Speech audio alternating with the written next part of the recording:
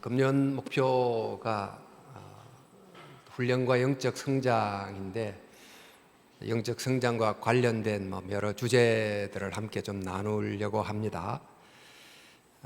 이제 금요일부터 또 오늘 이제 교육부서 수련회 돌아오고 있는 중이겠지만, 여러 교육부서 수련회가 있었습니다.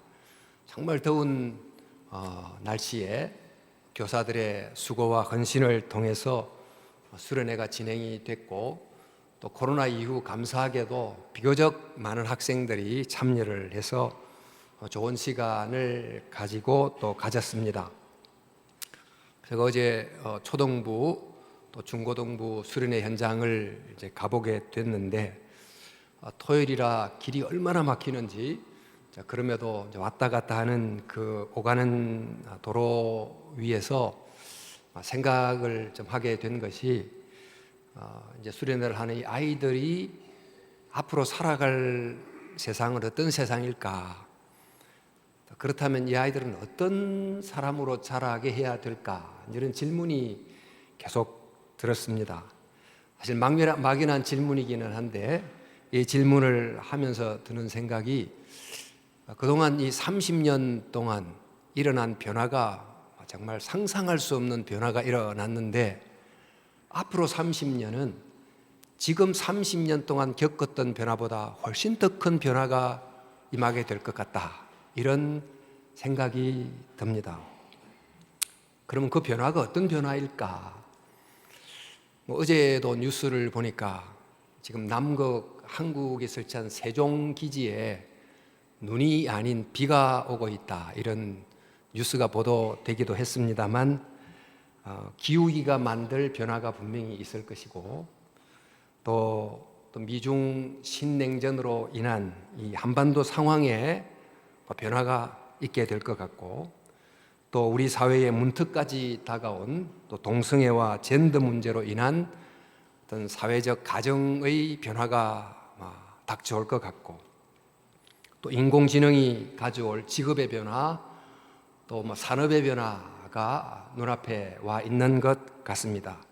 또 최근 안타까운 초등학교 교사의 죽음을 통해 보도된 것처럼, 그동안도 교실의 변화가 많았지만 앞으로도 이 교육 환경이 어떻게 변화될까, 저런 생각을 해보게 됩니다. 이런 변화된 세계가 그리고 우리 자녀들이 만날 미래인데, 정말 이런 미래의 변화는 더 좋은 쪽으로의 변화일까? 아니면 더 안타까운 쪽으로의 변화일까? 우리는 알 수 없긴 합니다만, 어쨌든 이런 그 미래의 상황 속에서 우리는 어떤 사람이 되려고 해야 되고, 또 우리 자녀들을 어떤 사람이 되도록 하려고 해야 되는가, 이런 굵직한 질문을 던지지 않을 수 없습니다.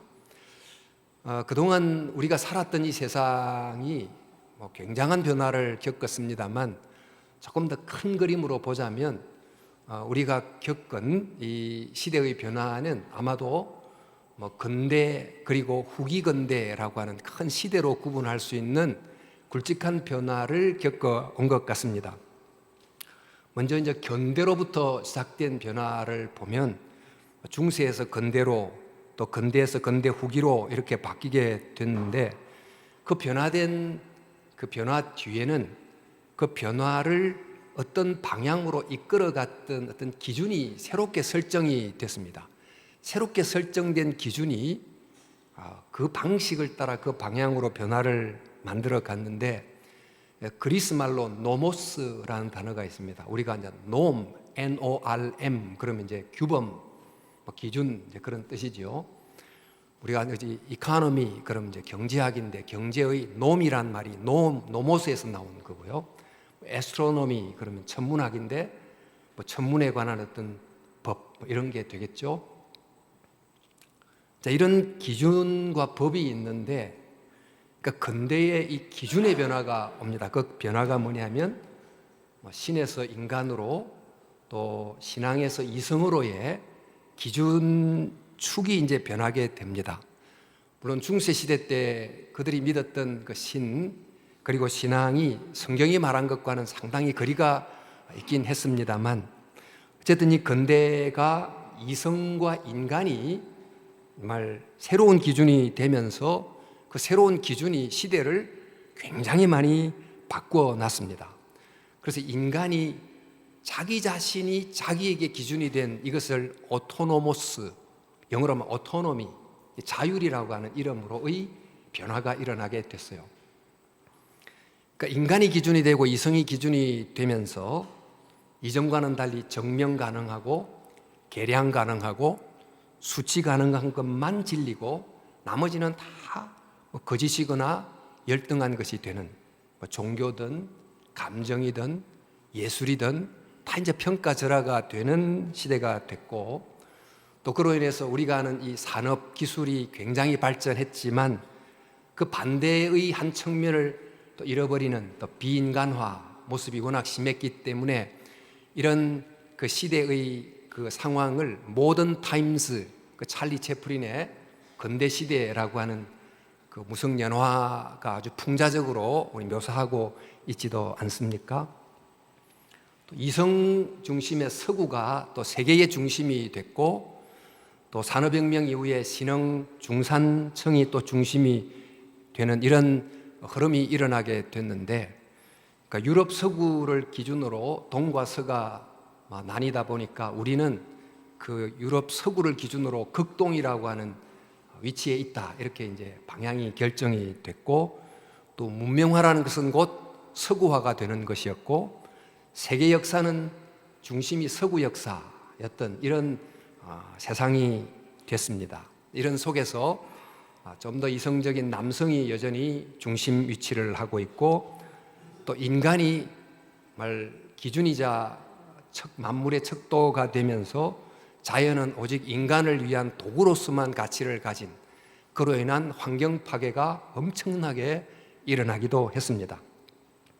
그래서 이 근대 사회는 이 세상에는 단 하나의 기준이 있고 하나의 중심이 있는데, 그 하나의 기준은 바로 이성이고 서구고 인간이고 남성이고, 이런 쪽으로 이제 하나의 중심, 하나의 기준이 설정이 되면서 그것을 중심으로 한 제국주의가 일어나고 전체주의가 일어나고, 이런 일이 우리 17세기부터 20세기 초까지 일어난 엄청난 시대적 변화의 모습입니다.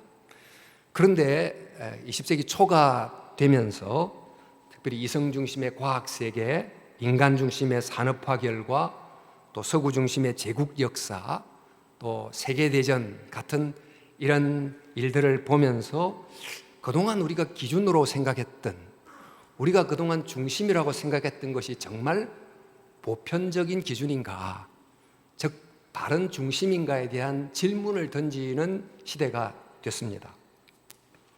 우리가 늘 알듯이 이제 콜럼버스 신대륙 발견이란 역사적 진술도 그곳에 이미 인디언이 살고 있었음에도 불구하고 아무도 살지 않았던 것처럼 신대륙을 발견했다는 이 유럽 중심의 역사적 진술은 그곳에 살았던 인디안을 전혀 무시한 그들 중심의 역사 기술이었다 하는 것을 발견하게 되지 않습니까? 그리고 또 소위 말해서 이성이라고 하는 것이 가치 중립적이고 늘 객관적으로 생각했지만, 이른바 서구, 남성, 또 유럽, 이런 그 한 기준을 지지하는 이른바 이념의 시녀 역할이 있었다, 이런 이제 발견을 하게 됩니다. 이렇게 되면서 그 이성, 또 서구, 남성, 인간이라고 하는 흔들릴 수 없다는 그 기준이 살펴보니까 그 뒤에는 감성을 억누르고 비서구를 억압하고 여성을 억압하고 자연을 훼손하는 이른바 타자에 대한 폭력이 있었다, 이런 이제 발견이 학문적으로 계속 일어나게 된 거죠. 이제 그러면서 객관적 기준이란 없다, 중심이란 없고 결국 그것은 바라보는 입장에 따라 다른 다양한 해석들이 존재할 뿐이다, 이런 방식으로 중심을 해체시키는, 그러니까 센터를 디센틀링 해버리고 모든 것을 상대화시키는 극단적 상대주의로의 흐름이 꾹 진행이 됐습니다. 그동안 근대 사회는 너와 나중에 나만 옳다라고 생각하는 입장이었다면 이제 근대 후기로 가면서 너도 옳고 나도 옳고 모두가 다 옳다, 이런 이제 상대주의화가 됐는데, 조선시대에 황희 정성과 연관된 한 에피소드가 있습니다만, 두 명의 종이 싸우다가 이제 그 문제를 가지고 황희 정성 앞에 와서 한 종이 자기 상황을 이야기하니까 너 말이 옳구나. 그러다가 그 말을 듣고 있던 다른 또 종이 자기 입장을 막 이야기하니까 너의 말도 옳구나. 그러니까 옆에서 듣고 있던 부인이 이 정도 옳고 저 정도 옳다고 하니까 무엇이 옳습니까? 그러니까 부인 말도 옳군요.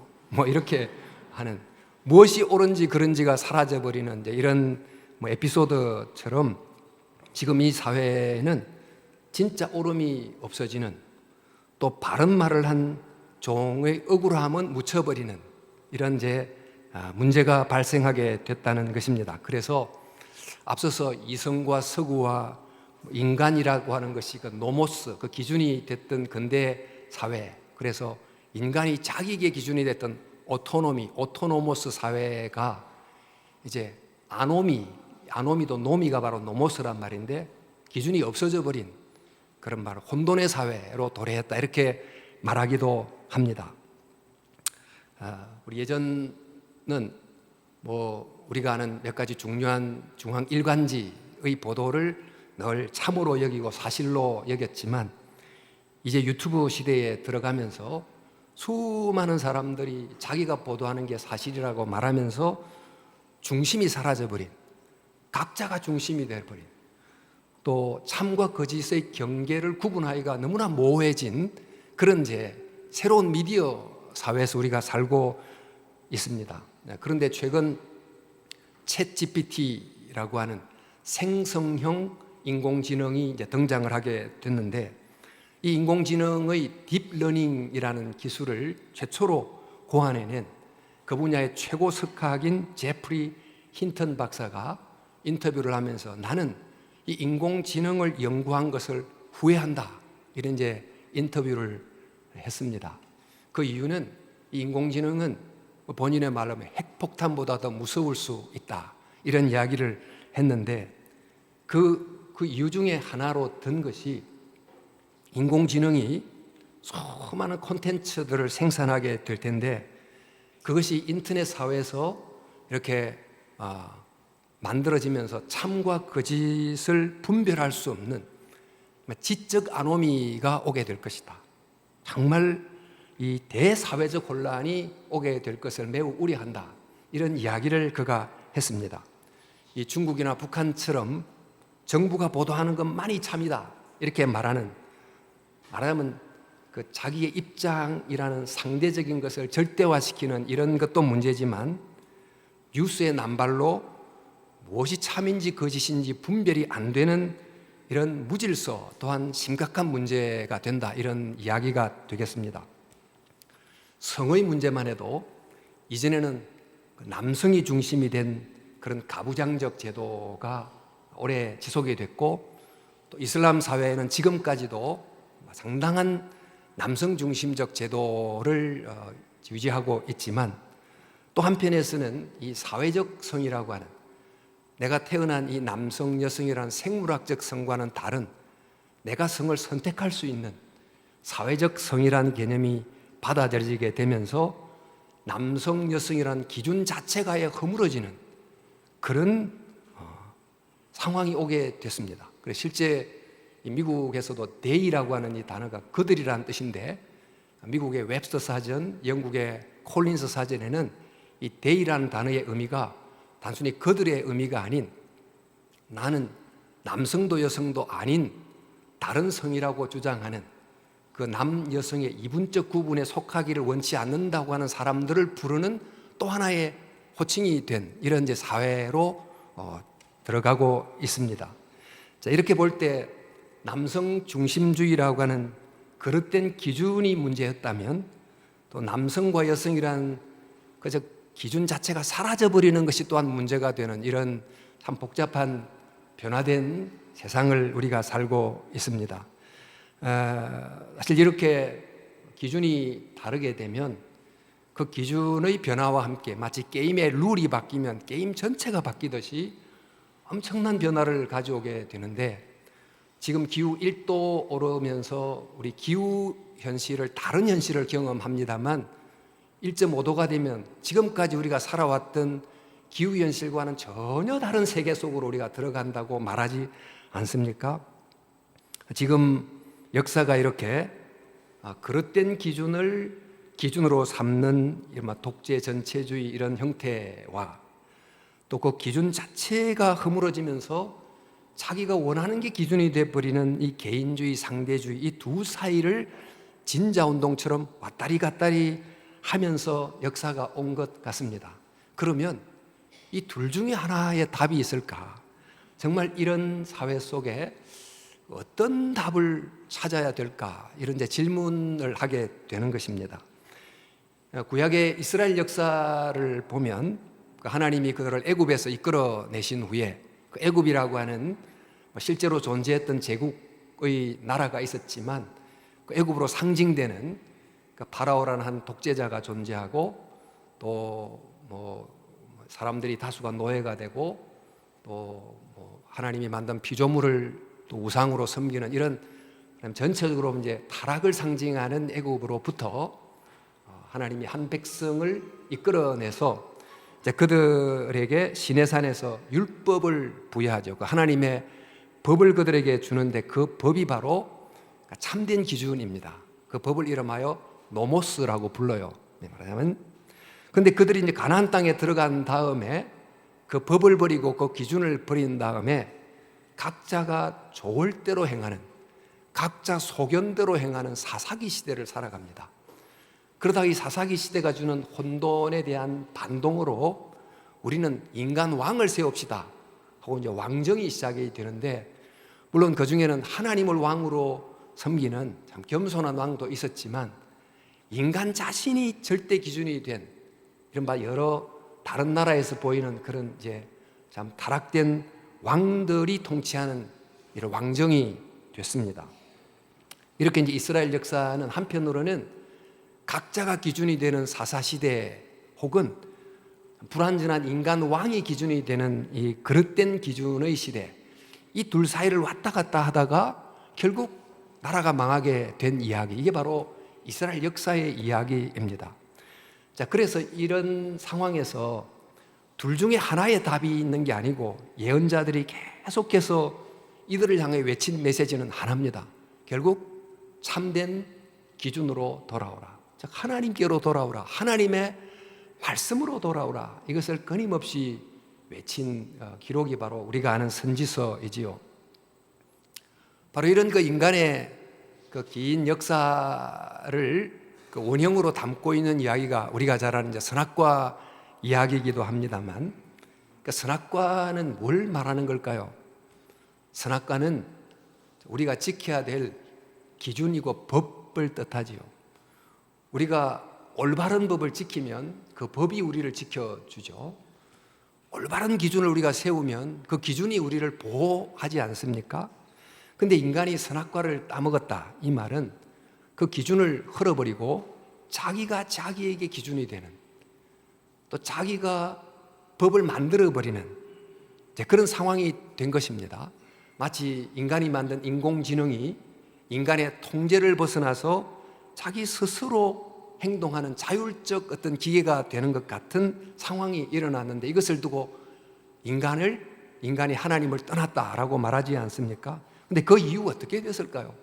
그 이유, 수많은 역사적 사건이 있지만 아주 추상해서 보면 힘센 소수의 인간이나 집단이 자기의 견해나 자기의 이익을 기준과 중심으로 삼는 우상화, 절대화가 일어나거나 아니면 그 반동으로 자기 자신 모두를 기준으로 삼는 또 반대편의 상대화가 일어나거나 이런 일이 일어나게 된 것이죠. 이른바 오기준, 무기준 사이를 이제 왔다 갔다 했는데, 성경은 바로 그 한쪽에 답이 있지 않고 답은 그 너머에 있다. 그게 뭡니까? 그러니까 이 기준을 떠난 것을 성경은 죄 이렇게 부릅니다만, 우리 로마서에서 그들이 마음에 하나님 두기를 싫어하매, 하나님의 기준을 그들 속에 두기를 싫어하매 하나님께서 그들을 그 상실한 마음대로 내버려 두사 그 다음 결과가 합당하지 못한 일을 하게 되는 거죠. 그 잘못된 기준으로 일어난 합당치 못한 여러 가지 변화를 겪으며 살아가게 된 것입니다. 또 그 다음 모든 사람이 죄를 범했기에 하나님의 영광에 이르지 못하더니, 이 하나님의 영광이란 인간을 향해 가졌던 하나님의 원계획이 제대로 실현되지 못한 채, 말하자면 원계획은 A인데 플랜 B, C처럼 정말 차차선의 삶을 겨우 살아가는 정도가 돼버린 형편이 됐다 하는 것입니다. 자, 이러면 어떻게 해야 되는가?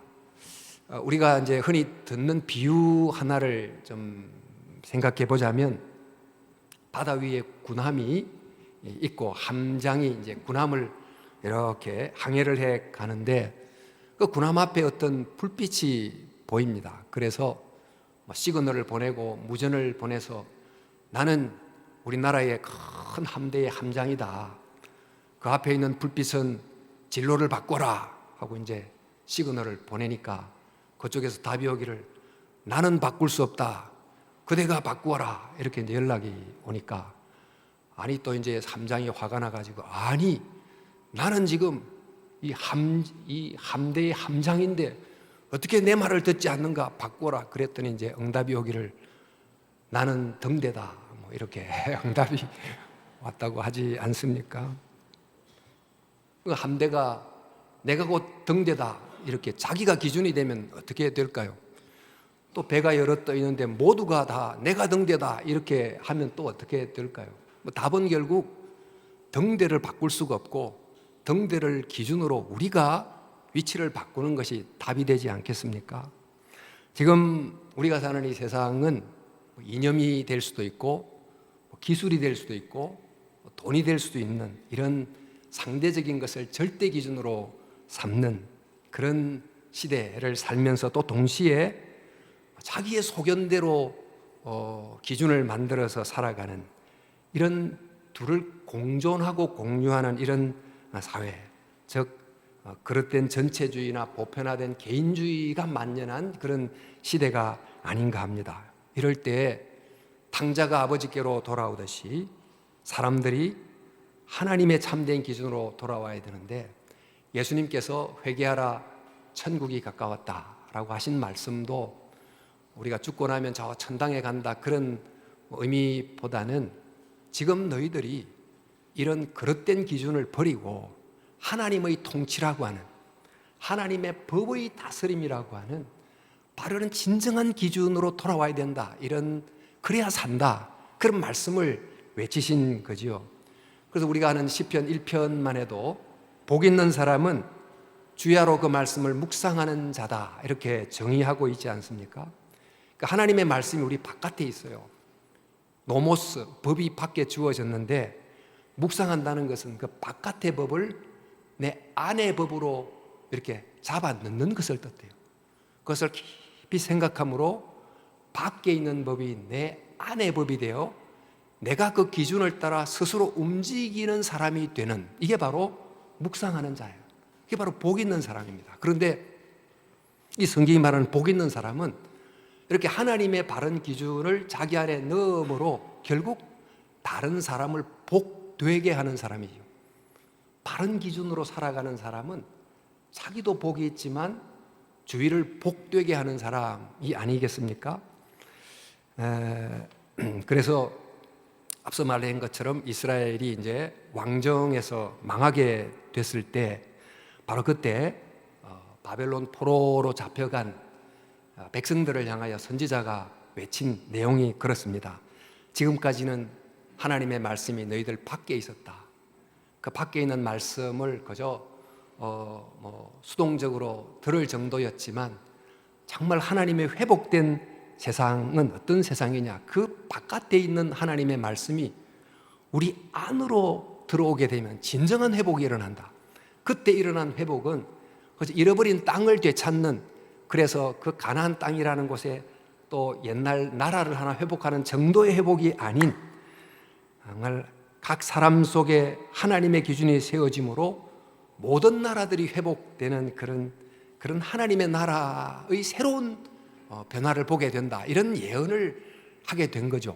그게 바로 우리 예레미야서 말씀도 이제 그 중에 하나인데, 그러나 그날 후에 내가 이스라엘 집과 맺을 언약은 이러하니 곧 내가 나의 법을 그들 속에 두며 그들의 마음에 기록하여 비로소 그들이 내 백성이 될 것이다. 바로 그런 변화가 일어나야 된다, 이런 이야기를 하신 것입니다. 그리고 에스겔 선지자도 이어 말하기를 또 새 영을 너희 속에 두고 새 마음을 너희에게 주되 너희 육신에서 굳은 마음을 제거하고 부드러운 마음을 줄 것이며 또 내 영을 너희 속에 두어 너희로 내 율례를 행하게 하리니 너희는 내 백성이 되고 나는 너희 하나님이 되리라. 이처럼 그 하나님의 법과 기준이 우리 바깥에서만이 있지 않고 우리 안으로 들어와서 묵상을 통해 또 정말 믿음을 통해 내 안으로 들어와서 내 안에 하나님의 기준이 세워진 그 사람을 통해서 새로운 변화를 하나님이 일으키신다, 이런 말씀을 하신 것입니다. 우리는 어떤 사람이 되고 자녀들이 어떤 사람이 되어야 되는가? 우리 기독교를 한 책의 종교라고 말합니다. 이 책 어떤 책입니까? 성경이라고 하는 책, 계시가 담긴 책이지요. 근데 이 책을 정말 듣고 묵상함으로 그릇된 기준의 시대에서 또 각자가 기준이 된 무기준의 시대 속에서 바른 기준을 가슴에 품는 그런 그 책의 사람이 되는 것, 그 한 권의 책을 제대로 담아내는 사람이 되는 것, 이게 바로 신앙인이라고 설명합니다. 세상에 수많은 책이 있고 그것을 읽고 배우지만 그 중에 어떤 사람은 그 중에 몇 권의 책을 정말 기준이라고 주장하기도 하고 또 모든 책이 다 옳다고 하고 이런 게 아닌 하나님의 기준이 된 이 성경을 제대로 붙드는 사람이 되어야 되는데, 바로 이 말씀을 제대로 붙들면 이 말씀이 살아서 또 활력이 있어서 좌우의 어떤 날성금보다 예리해서 혼과 영과 및 관절과 골수를 찔러 쪼개기까지 하는 그런 능력이 있습니다. 즉 우리 개인의 내면의 깊은 문제를 드러내고 또 수술하여 건강한 사람으로 살려내는 듯한 생명의 역사가 있다는 것입니다. 존 웨슬리라는 사람이 옥스포드 대학을 다니다가 회심을 하면서 그가 이런 기도를 했습니다. 주님, 저를 한 권의 사람이 되게 해주소서, 이런 기도를 했어요. 그 한 권이 바로 이 성경책 한 권의 사람이지요.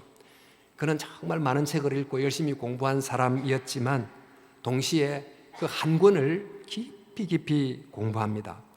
그래서 그를 두고 평가한 그 사람이 이 존 웨슬리는 한 권의 사람이면서 천 권의 사람이었다, 이렇게 이제 묘사하기도 했는데, 사실 그가 그 시대에 읽었던 그 천 권에 해당되는 수많은 정보들 또 내용들을 그가 확실히 알았던 한 권의 책 성경을 통해서 제대로 해석해내는 사람이 됐다고 할 수 있습니다. 그가 이 한 권의 책을 자기 속에 제대로 넣기 위해서 규칙을 정했어요.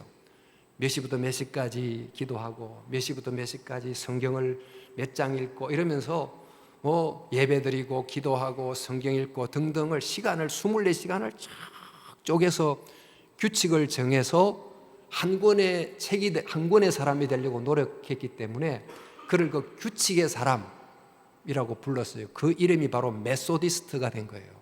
감리교가 그렇게 태동하게 됐는데, 바로 이렇게 정말 자기 속에 한 권을 제대로 이렇게 깊이 새겨 넣었던 그는 그 당시 혼란의 그 영국 속에서 복음을 엄청나게 전파하고 또 사회개혁을 이루는 등 정말 큰 변화를 가져오게 됐던 것입니다. 존 켈빈도 그랬고 다니엘도 한 권의 책을 깊이 담아내므로 그 시대의 변화를 가져온 인물이 됐습니다만, 제가 이제 지금까지 말씀드린 것을 조금 더 좀 기억하기 좋도록 한 신학자의 좀 단어를 좀 소개하려고 합니다.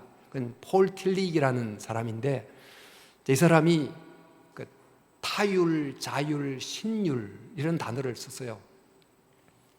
지금 그분이 말하는 것과 조금 우리가 좀 맥락이 정확하진 않지만, 타율이라는 것은 내 바깥에 있는 어떤 법 기준을 마지못해 따르는 것, 이게 이제 타율이지요. 근데 또 세상이 사람이 타락하다 보니까 힘 있는 어떤 집단이나 사람이 그릇된 기준을 강요하는 독재나 전체주의도 역시 타율적 삶이 되겠습니다. 수많은 사람을 타율적 존재로 만들어 버리는 거죠. 그런가 하면 자율은 자기가 스스로 기준이 돼서 자기 목표를 향하여 행동하는 사람입니다. 우리 이런 이제 세속 사회에서는 그런 사람을 두고 성공한 사람이라고 하지만, 그 방식과 목표는 하나님의 길과 전혀 무관하게 어쨌든 자기식의 방식으로 거기에 불법이든 뭐든지 이루는 사람, 이런 게 이제 세속적 자율 인간이 되겠습니다. 그런데 하나님의 법인 노모스, 그 질서 기준을 마음에 담고 마지못해 타율적으로 움직이는 게 아닌 능동적으로 움직이는 사람을 신율적 존재라고 불러요. 그러니까 우리 시편 1편이 말한, 또 에스겔서와 예레미야서가 말한 그 법을 내 마음속에 담는 이런 사람을 이름하여 부르는 거죠. 또 프란시스 셰프라고 하는 신학자자 목사님이 계신데, 그분이 능동적 수동성 이런 말을 썼어요. 수동적 인간, 타율적 존재와 같은 맥락이지만 그 외부의 어떤 법에 의해서 그게 강압이든 무지든 간에 그저 수동적으로 행동하는, 또 억압이 돼서 행동하는 이런 수동적 삶이 있는가 하면, 또 자기가 세운 어떤 자기 기준을 따라서 열심히 살아가는 능동적 존재도 있습니다. 그러나 하나님의 말씀에 대해서는 수동적으로 그대로 받아들이는 수동성과 함께 그 하나님의 기준을 능동적으로 실행하려고 행동하는, 그래서 하나님의 노모스 법에 대해서는 수동적이면서 세상 속에서는 능동적으로 살아가는 능동적 수동성의 사람이 되어야 된다. 이게 바로 기독교가 말하는 진정한 영성이다, 이렇게 말하기도 했습니다. 그래서 좀 이제 그런 개념이 있습니다만, 지금 우리가 저출산 위기를 염려하고 있습니다. 생물학적으로 출산 수가 줄어드는 것 굉장히 염려할 내용이지만, 사실 영적 저출산, 이 또한 심각한 위기가 아닐 수 없습니다. 영적 저출산이란 교회 학교 인원이 주는 것도 하나의 원인이겠으나, 정말 하나님의 말씀의 사람이 줄어드는, 그 하나님의 말씀을 자기 속에 기준으로 담고 살아가는 신율적인 사람, 능동적 수동성의 사람이 점점 줄어드는, 이것이 큰 문제가 아니냐 하는 것입니다. 교회의 자산은 건물이 아니죠. 어떤 프로그램도 아니고 바로 사람입니다. 어떤 사람입니까? 하나님의 법이 기준이 된 사람. 바로 그 사람은 교회가 가진 세상을 위하여 봉사해 줄 수 있는 최고의 기여고 또 자산이 될 것입니다.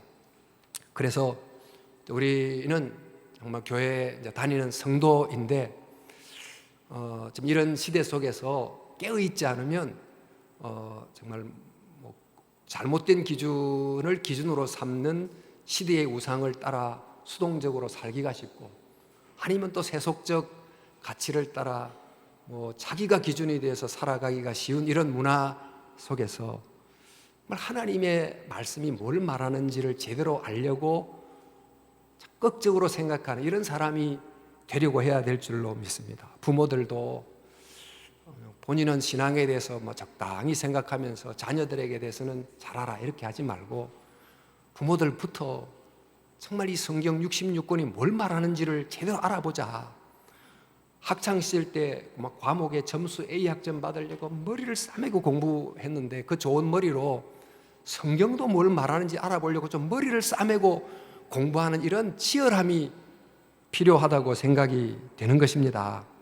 여러분, 소돔과 고모라가 하나님의 심판을 받았다는 기록이 없잖아요. 왜 심판을 받았습니까? 그 본문을 보면 두 가지입니다. 하나는 이제 폭력성.